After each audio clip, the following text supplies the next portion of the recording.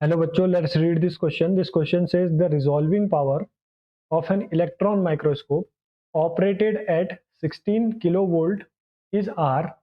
The resolving power of the electron microscope when operated at 4 kilovolt is.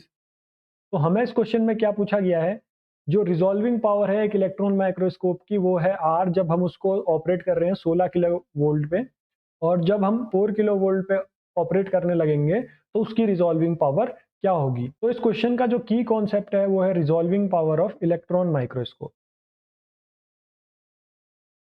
तो सबसे पहले हम जान लेते हैं कि रिजॉल्विंग पावर क्या होती है। तो resolving power of electron microscope जो होती है inversely proportional to wavelength of the electron होती है। अब यहाँ पे जो वेवलेंथ है हम आज बात कर रहे हैं डी ब्रॉगली वेवलेंथ की, क्योंकि जो इलेक्ट्रॉन है वो हमारे पास पार्टिकल भी है, वेव नेचर भी शो करता है। तो वो जो हमारे ड्यूअलिटी है वेव पार्टिकल, उससे हमको क्या मिलता है, जो लेमडा जो है वो हमारा क्या है, डी ब्रॉगली वेवलेंथ है। तो ये डी ब्रॉगली वेवलेंथ का रिलेशन भी हमको पता है, lambda is equal to h upon p होता है। तो जो हमारे पास लैम्डा होता है वो एक तरीके से हमारा इनवर्सली प्रोपोर्शनल टू मोमेंटम होता है।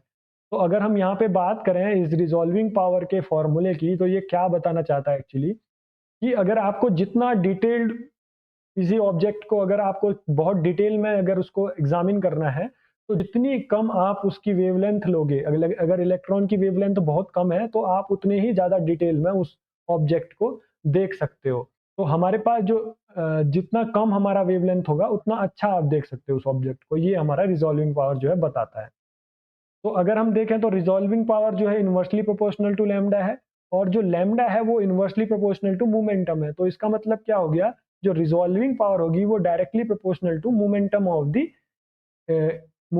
द इलेक्ट्रॉन हो गई। तो अब मोमेंटम ऑफ द इलेक्ट्रॉन हम कैसे फाइंड आउट करें। तो सपोज जो वी वेलोसिटी से हमारा इलेक्ट्रॉन जो है वो मूव कर रहा है, तो सपोज उसकी काइनेटिक एनर्जी क्या होगी हमारे पास, half m e v square, ये उसकी काइनेटिक एनर्जी होगी। अगर इसी काइनेटिक एनर्जी को हम अगर दूसरे फॉर्म पे लिखें तो हम इसको क्या लिख सकते हैं, दोनों साइड ऊपर डिनोमिनेटर और न्यूमिनेटर में हम एम ई से जो है डिवाइड और मल्टीप्लाई कर देंगे, तो हमें क्या मिलेगा, half of m e v का होल स्क्वायर। क्योंकि हमने एम ई से डिवाइड भी कर दिया और एम ई से जो है मल्टीप्लाई भी कर दिया, तो यहाँ पे ऊपर एम ई स्क्वायर वी का होल स्क्वायर हो जाएगा, नीचे हमारे पास हाफ एम ई बच जाएगा। तो अगर हम देखें तो ये एम ई इंटू वी क्या होता है, मास इंटू वेलोसिटी जो होता है मोमेंटम होता है। तो हम इसको क्या लिख सकते हैं, p square upon two m e. तो यहाँ पे जो है ये जो है हमारी काइनेटिक एनर्जी होगी। लेकिन काइनेटिक एनर्जी इसको मिली कैसे, जब हमने इसको एक्सेलरेट करवाया होगा 16 किलो इलेक्ट्रॉन वोल्ट या कितने किसी वोल्टेज से, तो वो क्या होता है, is equal to e times v हो जाता है। जो हमारे पास kinetic energy is equal to e times v. V क्या है यहाँ पे, एक्सेलरेटिंग पोटेंशियल है। तो अगर हम यहाँ से देखें पी का एक्सप्रेशन, तो पी इज इक्वल टू हमको मिलेगा under root of two m e times we.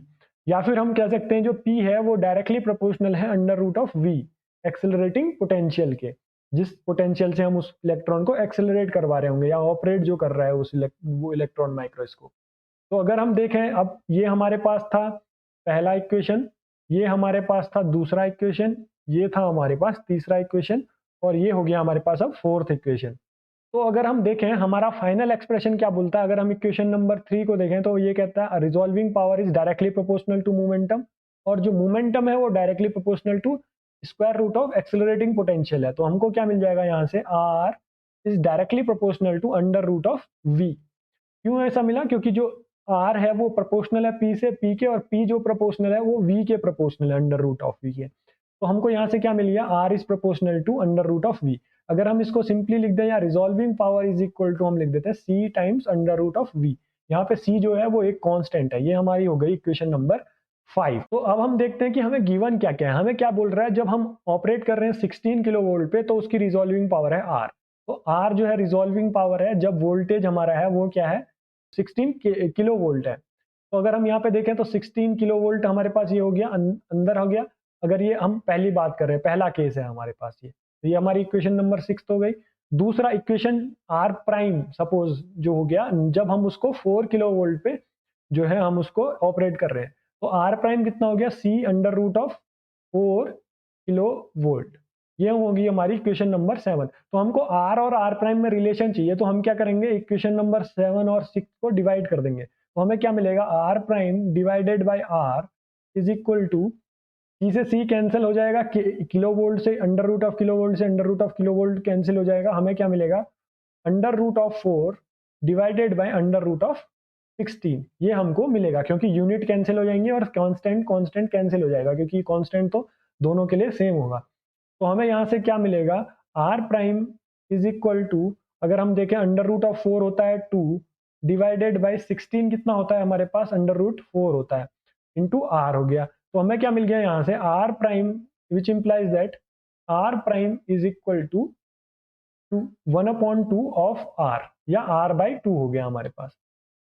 तो हमारा जो करेक्ट आंसर आया, जो रिजॉल्विंग पावर जब अब हो जाएगी, जब हम उसको 4 किलो वोल्ट पे ऑपरेट करेंगे, तो वो कितनी हो जाएगी हमारे पास, हाफ हो जाएगी पहले के, तो r बाई 2 हो जाएगी हमारी। तो हमारा जो करेक्ट ऑप्शन आंसर हो गया वो क्या हो गया, ये हो गया ऑप्शन 2, r बाई 2। तो हमने इसमें क्या किया, रिजॉल्विंग पावर की डेफिनेशन हमको पता थी। रिजॉल्विंग पावर क्या कहता है, इनवर्सली प्रोपोर्शनल टू वेवलेंथ जो होगी इलेक्ट्रॉन की, उसके जो है रिजॉल्विंग पावर वो इनवर्सली प्रोपोर्शनल होती है वेवलेंथ के ऑफ इलेक्ट्रॉन।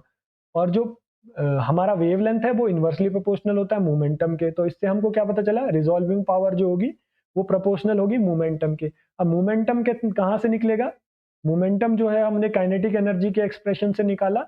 तो हमको क्या मिला कि जो मोमेंटम है इलेक्ट्रॉन का वो डायरेक्टली प्रोपोर्शनल है अंडर रूट ऑफ वी के। अंडर रूट ऑफ वी क्या है यहाँ पे, पोटेंशियल जो है जिसमें हम उसको एक्सेलरेट करवा रहे हैं।